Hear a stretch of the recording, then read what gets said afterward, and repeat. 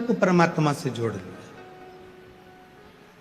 और जिसने परमात्मा को मन से जोड़ लिया हृदय, शिव को क्या चाहिए? तुम्हारा धन, तुम्हारी दौलत, तुम्हारी संपदा, तुम्हारा वैभव, तुम्हारी प्रतिष्ठा, तुम्हारी कुर्सी, तुम्हारा पद, सब तुम्हारे पास रखो। शंकर भगवान को ये कुछ भी नहीं चाहिए। मेरे शिव जी तो एक लोटे जल से प्रसन्न हो जाते, बहुत है उनके लिए।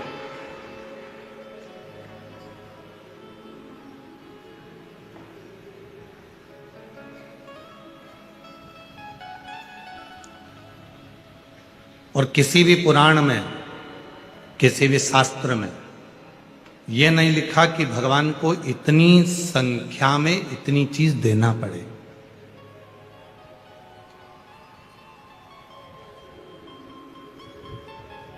दुनिया के सारे हिसाब तुम्हारे पास रहते हैं। मैंने आज भगवान शंकर को 108 बेलपत्र चढ़ाई, आज मैंने शिव जी को 108 चावल के दाने चढ़ाए, हिसाब रखा तुमने।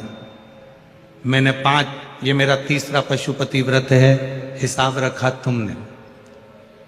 16 सोमवार का आज मेरा 8वें नंबर का व्रत है, हिसाब रखा तुमने। इतनी मेरी गाड़ी है, हिसाब रखा तुमने। इतने मेरे बंगले हैं, हिसाब रखा तुमने। इतनी जोड़ मेरे कपड़े हैं, हिसाब रखा तुमने। मेरे भोले बाबा के पास हिसाब नहीं चलता। मेरे शंकर भगवान तो कहते हैं कि मुझे जो तू दे रहा है, अगर एक चावल का दाना भी तू मुझे दे रहा है तो उसका हिसाब तू मत रख। तू बस समझ लेना कि उसका हिसाब तुझे रखने की जरूरत नहीं है।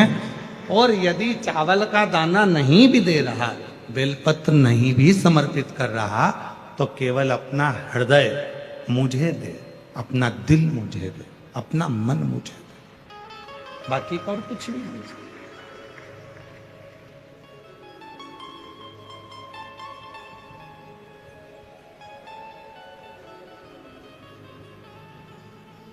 और कुछ चाहिए भी नहीं, केवल मन आपका शिव में लगे। एक बड़ी सुंदर चरित्र है भगवान शंकर की, एक पवित्र कथा।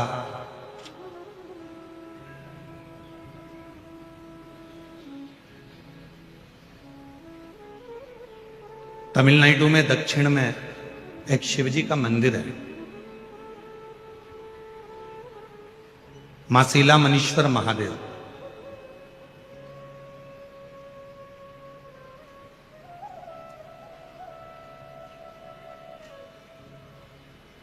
तमिलनाडु प्रदेश में एक बड़ा सुंदर मंदिर है, मासीला मनीश्वर महादेव का। कभी आप उस मंदिर का दर्शन करने के लिए पहुंचे, कभी वहां पर आप दर्शन करने के लिए जाएंगे तो भगवान नारायण का वराह अवतार तो आपने देखा है।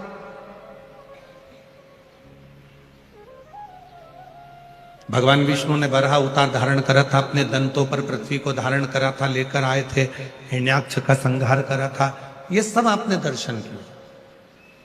पर कभी आपने भगवान शंकर का वराह रूप का अवतार का दर्शन यदि ना करा हो तो मासीला महेश्वर मंदिर में जाकर आप भगवान शिव का इस रूप का दर्शन कर सकते।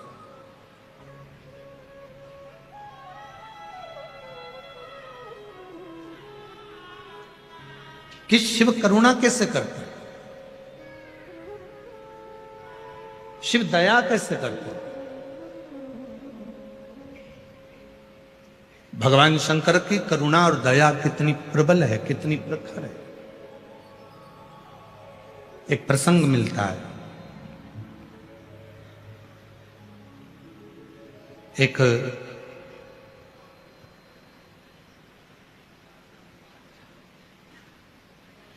इस पवित्र मंदिर में, मासीला मनीश्वर महादेव मंदिर में, भगवान शंकर का जो प्रतिबिंब है, भगवान शंकर का जो स्वरूप है, वो एक वराह रूप में,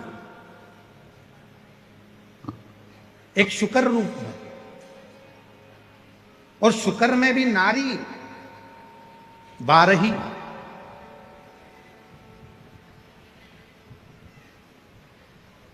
शुक्र में भी शुक्री का रूप धारण करके आप उस मूर्ति का दर्शन करेंगे तो भगवान शुक्री का रूप धारण करे हुए हैं और उनके स्तनों से 12 शुक्री के बच्चे लपटे हुए हैं जो उनका दूध पी रहे हैं। उस मंदिर की मूलता, उस मूर्ति की मूलता।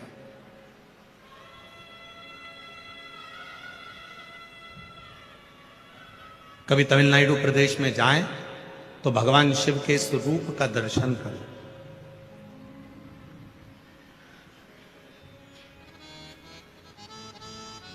एक प्रसंग मिलता है। प्राचीन काल में एक ऋषि हुए, बाल ब्रह्मचारी जी थे, बाल मुनि थे,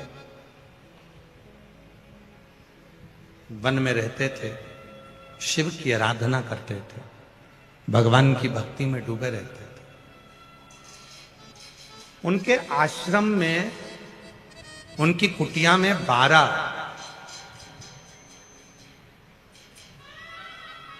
बच्चे छोटे छोटे निवास करते थे जिनको वो विद्या अध्ययन कराते थे, वेद पढ़ाते थे।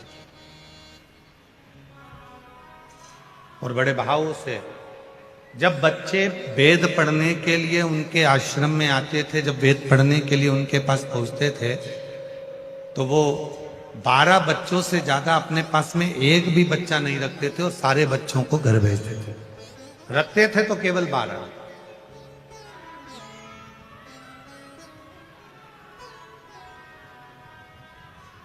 और उन 12 बच्चों को अपने पास रखकर उनको विद्याध्ययन कराना, उनको वेद पढ़ाना, उनको शास्त्र का अध्ययन कराना, उनको स्मरण कराना, उनको पढ़ाना।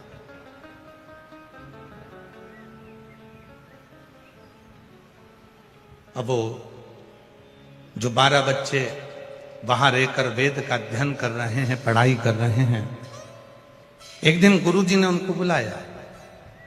बालमुनि जी ने उनको बुलाकर कहा, देखो तुम मेरे पास में विद्या अध्ययन करने के लिए आए हो, पर मेरा एक निवेदन स्वीकार करना। तुम वेद पढ़ो, शास्त्र पढ़ो, अध्ययन करो, सब कुछ करो, मना नहीं है, पर सबसे पहला काम करना, यदि वेद पढ़ना है, विद्याध्ययन करना है, पढ़ाई करना है, तो मेरे पास रहने वाले एक एक बच्चे ध्यान करना कि किसी भी शिव भक्त की कभी निंदा मत करना, किसी शिव भक्त की कभी हंसी मत उड़ाना, किसी शिव भक्त के लिए कभी अपमानजनक शब्द मत कहना, कभी शिव भक्त के लिए आड़ा टेढ़ा मत कहना, कभी भी।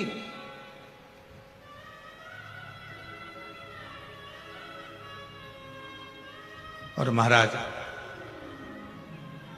जितने बच्चे बैठे थे सारे बच्चों को समझा दिया कि किसी शिव भक्त का अपमान मत करना, किसी शिव भक्त के लिए आड़ा टेढ़ा मत करना। कभी शंकर का कोई भक्त है, हम तो यहां तक मेरी जीजियों से कहता हूं, मेरे जीजाओं से कहता हूं, मेरी बेटियों से, बेटाओं से, मेरे बुजुर्ग माता पिता से निवेदन करूंगा, आपसे भी निवेदन करूंगा, जितने शिरूर की पवित्र धरा पर बैठकर, इस पवित्र प्रांगण में बैठकर शिव महापुराण की कथा का लाभ ले रहे हैं, उनसे भी निवेदन है, यदि तुम्हारे घर के पास का कोई व्यक्ति हो, तुम्हारे घर के पास में कोई मेरी जीजी हो, जीजा हो, कोई बेटी हो, बेटा हो, शिवजी के मंदिर में जाकर यदि भगवान का भजन कर रहे हैं, शिवजी के मंदिर में जाकर स्मरण कर रहे हैं, शंकर जी के मंदिर में जाकर यदि एक लोटा जल चढ़ा रहे हैं, तो निवेदन है उनकी कभी हंसी मत उड़ाओ, क्योंकि आप इस कथा को जब सुनेंगे तो आपको लगेगा कि शंकर के भक्त की हंसी उड़ाने का या शिव के भक्त पर आक्षेप करने का कितना कितना भोगना पड़ता।